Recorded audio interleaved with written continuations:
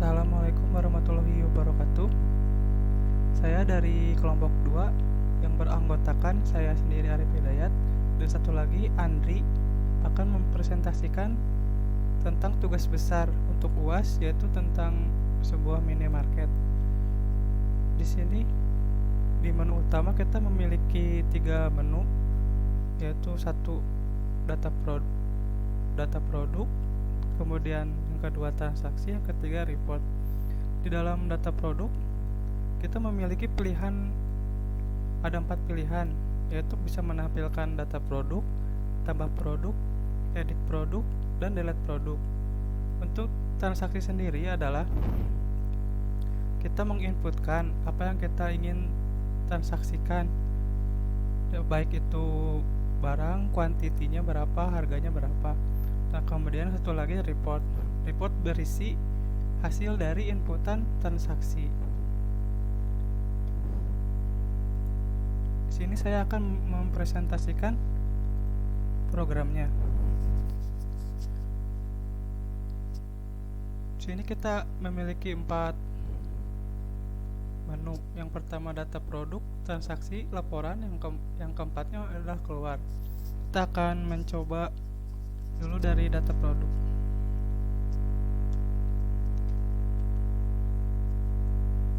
Di sini ada 4 pilihan.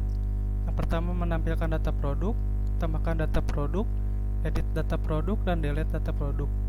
Di sini kita akan menampilkan dulu data produk. Di sini baru ada 5 barang. Kita coba tambahkan satu barang. Berarti masukkan menu nomor 2.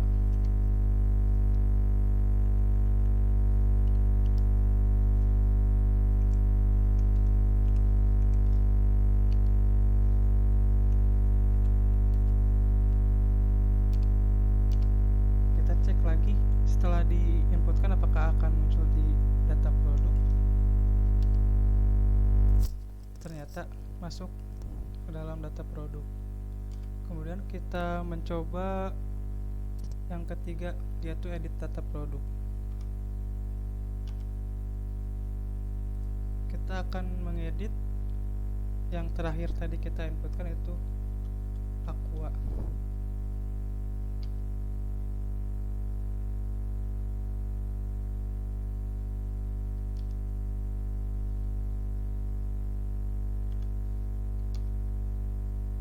Misalkan kita ganti jadi 777.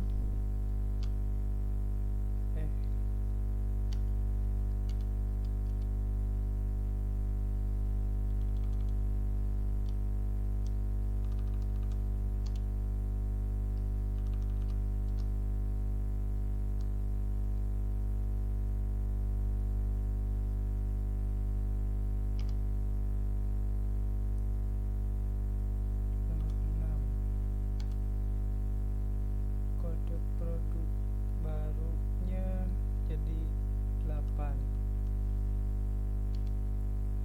Namanya jadi biskuat.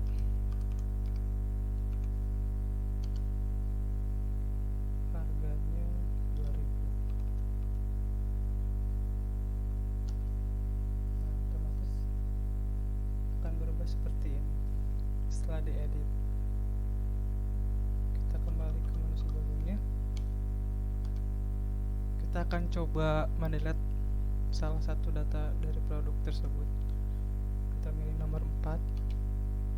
Kita akan menghapus misalkan yang paling bawah, nomor produk 6. Otomatis akan terhapus, berarti sudah berhasil.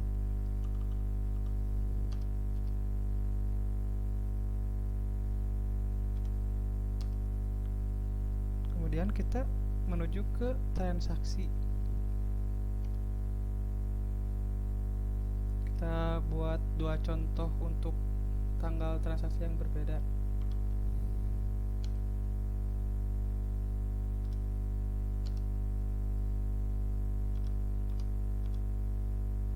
Tanggal 1 dan tanggal 2.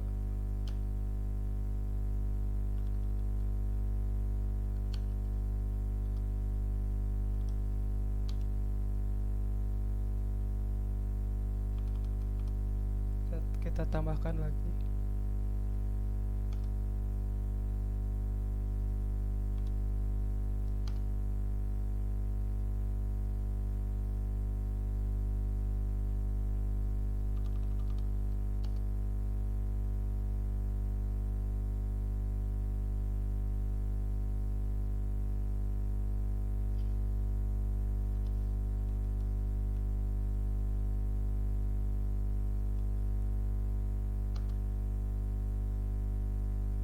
Ada errornya dikit.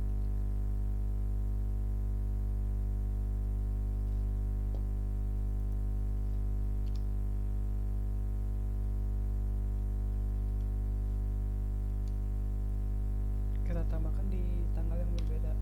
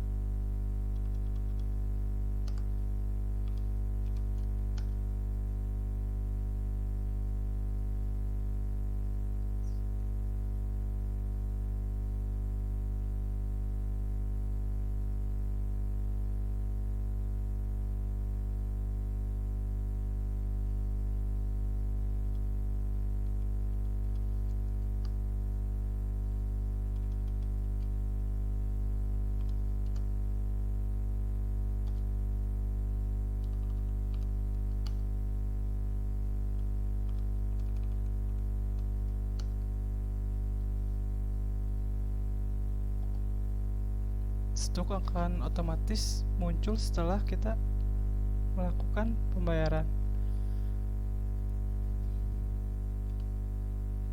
Kemudian kita masuk ke menu laporan.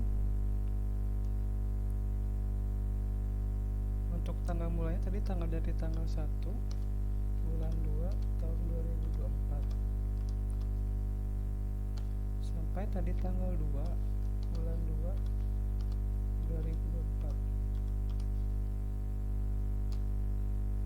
Nah, total pendapatannya telah tampil di laporan. Mungkin itu saja yang saya sampaikan.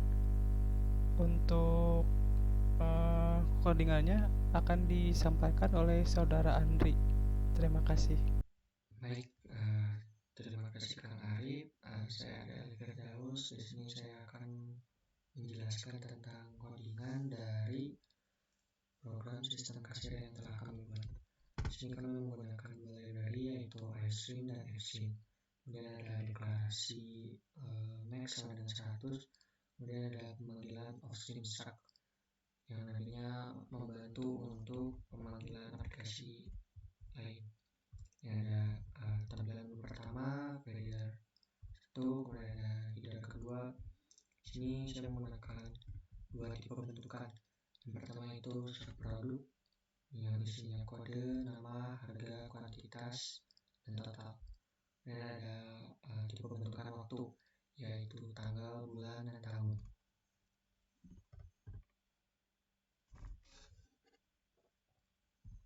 Kita masuk ke mainnya, dimana data dengan tipe produk, kemudian belanja dengan tipe produk, tanggal beli dengan tipe waktu, kemudian ada titik opsi, tujuan posisi. Tujuan posisi 4 ini dikarenakan saya sudah mengisi 4 data produk agar mempercepat. Kemudian ada tujuan posisi belinya sama dengan 0 karena belum ada melakukan transaksi. Dan ini header yang pertama, seperti yang sebelah kanan ini. Misalnya kita contoh masuk ke menu data produk. Masuk ke pilihan yang pertama, case yang pertama, display. Di sini ada 5 case. Ada display, ada add, ada edit, ada delete, kemudian ada keluar atau kembali ke menu yang pertama tadi. Kemudian ada default. Default ini bila mana kita mengetikkan di luar dari 1 sampai 5. Contohnya kita masukkan input kan 1 untuk menampilkan data Ini merupakan tampilan dari produk-produk yang ada atau yang sudah tersimpan. Dan untuk codingannya seperti ini, clear screen, see out, kemudian jika posisinya sama dengan 0, maka tidak ada produk tersimpan. Else, see out, yang mau kode nama produk atau harganya, kemudian dilakukan looping untuk menampilkan data-data dari nomor, kode, nama produk, dan harga. Kemudian akan dilakukan sistem pause. Dan kita enter, kita masuk ke menu tambahkan data produk. Di menu tambahkan data produk ini, kita menggunakan parameter yang sama, ada produk data, kemudian dari 3 posisi dengan bantuan indeks sama dengan 0. Screen, kemudian ada see out, kemudian disuruh untuk memasukkan kode produk. Kode produk tadi akan masuk ke kode data posisi, kemudian di scene ignore, c ignore untuk menerima inputan sampai menekan enter. Kemudian dilakukan looping. Looping di sini bermaksud untuk agar kode yang akan ditambahkan tidak sama dengan kode yang sudah ada. Contohnya, jika kita memasukkan kode satu, maka kode sudah digunakan, akan keluar dari looping dan balik lagi ke menu yang kedua. Kemudian jika indeksnya tidak sama dengan 1, contohnya 555, maka akan lanjut ke bagian berikutnya, yaitu untuk memasukkan nama produk, kemudian akan disimpan di nama, data, posisi, kemudian ada harga produk juga, kemudian posisinya akan di increment. Produknya misalnya sosis, harganya 5.000. Kemudian kita masuk ke bagian edit.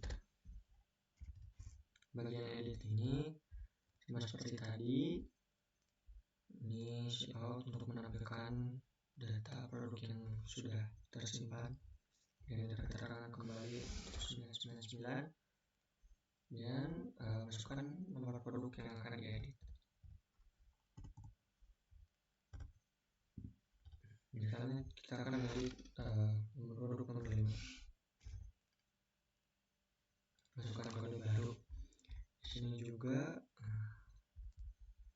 dilakukan pengecekan sama seperti tadi, agar tujuannya kode yang baru tidak akan sama dengan kode yang sebelumnya.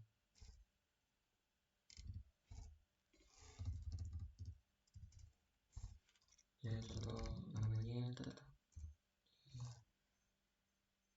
kita ganti. Sekarang harganya misalnya 6.000.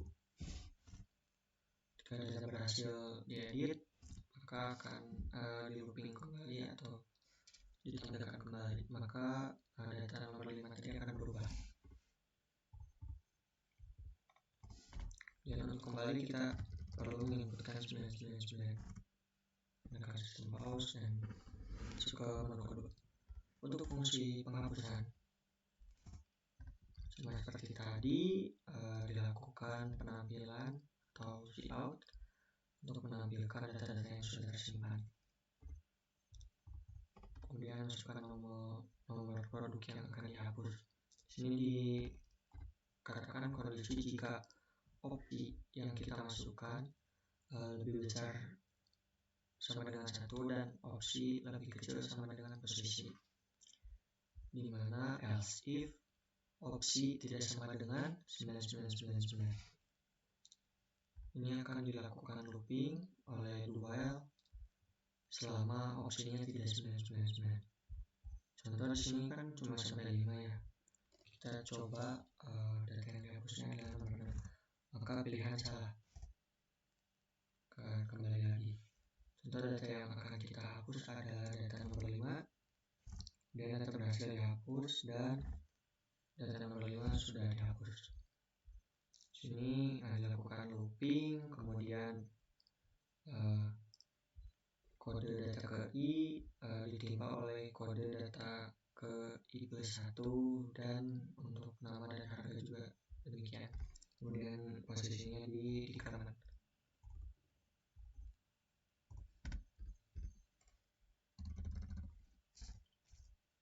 Kemudian kita keluar, kita masuk ke bagian transaksi. Untuk bagian transaksi ini kita menggunakan parameternya masih sedikit sama, hanya ada tambahan di waktu tanggal beli. Ini ada integer C, bantuannya kita deklarasikan J sama dengan 0. Kemudian kita sistem clear screen, out. Di sini kita disuruh untuk memasukkan tanggal, kemudian bulan, kemudian tahun beli. Sini dilakukan while selama tidak memasukkan kode 999. Contohnya tanggal 1 bulan 1 tahun 2024. Ini akan disuruh untuk memasukkan kode produk. Nah, untuk memasukkan kode produk ini kita looping kembali, gunanya untuk memastikan agar kode produk yang kita masukkan ada atau tercatat dari produk data yang tersimpan. Selesai 6666 produk tidak ditemukan. Kemudian jika kita satu-satu, kemudian jika ada, maka akan ditanya jumlah atau kuantiti yang akan dibeli. Dengan kuantiti yang akan dibeli adalah 1, dan akan ditampilkan terlebih dahulu tampilan sementara. Dan J-nya akan di increment.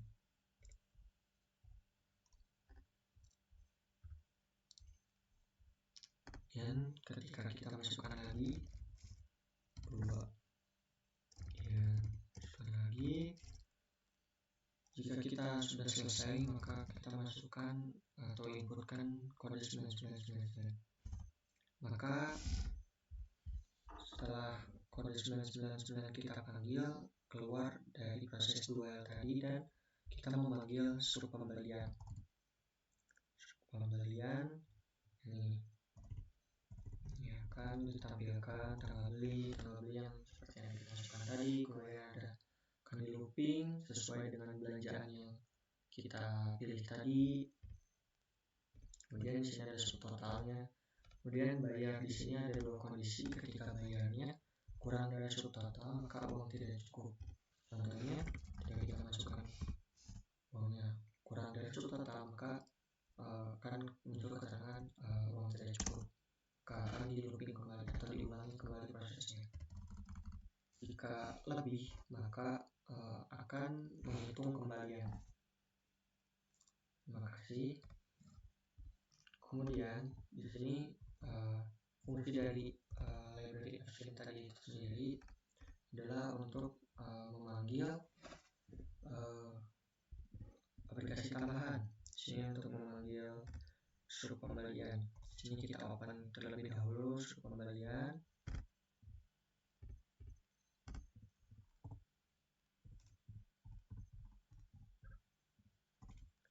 Sama seperti tadi, hanya saja tidak di-shoutkan ke CMD, tetapi di-shoutkan ke Notepad.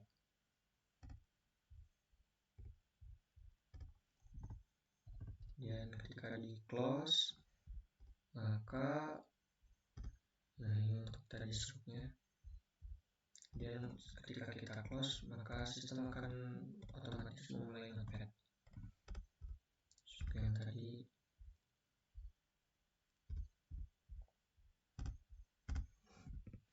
Dan kita enter. Kita masuk ke bagian sebelum masuk ke bagian laporan, saya akan masukkan beberapa lagi transaksi.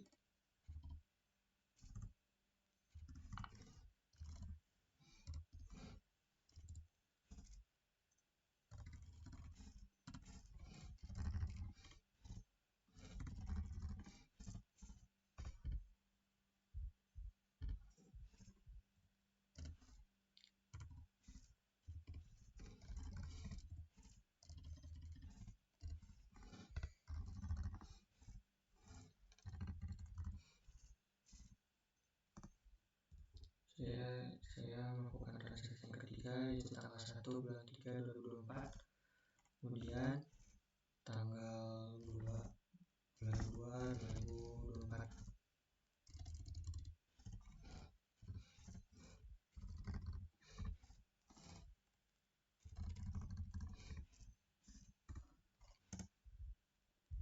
Jadi kita masuk laporan. Di sini ada fungsi laporan.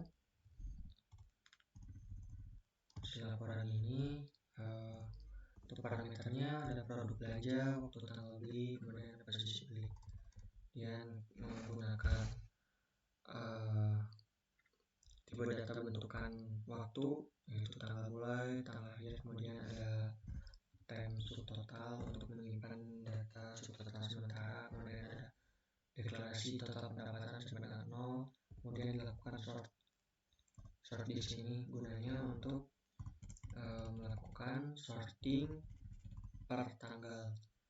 Jadi seperti tadi saya melakukan transaksi ketiga di mana tanggal 1 bulan 3 2024, kemudian berikutnya tanggal 2 bulan 2 2024. Maka dalam urutan otomatis yang tanggal 3 terlebih dahulu, kemudian tanggal 1 bulan 3, kemudian tanggal 2 bulan 2. Tapi jika kita sort, maka harusnya tanggal 2 terlebih dahulu, bulan 2, kemudian tanggal 1 bulan 3. Dari sini kita tanggal 2-nya tanggal 1 bulan 1 2024. Tanggal 1 bulan 6 2024. Maka akan menampilkan transaksi dan sudah di sort berdasarkan tanggal, bulan, kemudian ada total pendapatannya seperti ini. Ini akan dilakukan pengecekan. Nah, jika tanggal berikut setelah kita sorting tadi, otomatis akan terurut ya. Jadi jika array, contohnya array pertama dan array kedua itu memiliki tanggal yang sama, kita usahakan atau kita kondisikan. Jika tidak sama, maka akan di-outkan langsung tanggalnya, kemudian pendapatannya berapa. Tetapi jika sama, maka kita tidak tampilkan terlebih dahulu, tetapi kita simpan subtotalnya ke bagian time subtotal. Kemudian di looping sampai misalnya array 1 dan array 2 itu tanggalnya sama, maka subtotal array 1 akan disimpan ke time subtotal. Kemudian ketika array 2 dan array 3-nya berbeda, maka pada saat array 2 itu dilakukan atau di-outputkan tanggal dan pendapatannya. Contoh di sini tanggal 1 bulan 1 2024 sekitar 140.000. Kemudian jika kita melakukan transaksi kembali dengan tanggal yang sama, apakah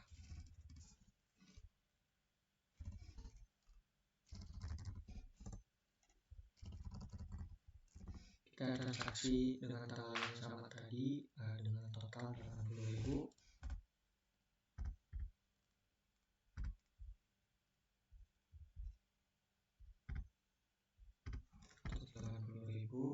ini kita masuk ke laporan tadi.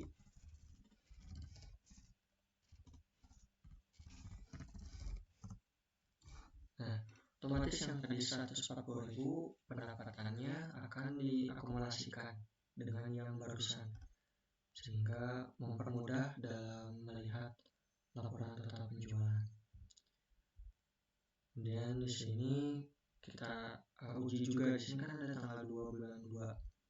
Bagaimana jika kita melakukan tanggal 1 bulan 2 tanggal 1 bulan 2 2024, apakah tanggal 2 bulan 2 akan masuk? Nah, di sini tersort tersortir atau ya tersortir dengan baik, karena tanggal 2 bulan 2 itu tidak masuk ya. Sekian yang dapat saya sampaikan atau dapat saya paparkan. Maaf bila ada kesalahan dan kekurangan, saya kembalikan kepada moderator. Terima kasih. Mungkin itu yang bisa kami sampaikan dari kelompok 2. Bila banyak salah, mohon dimaafkan. Atas perhatiannya saya ucapkan terima kasih. Assalamualaikum warahmatullahi wabarakatuh.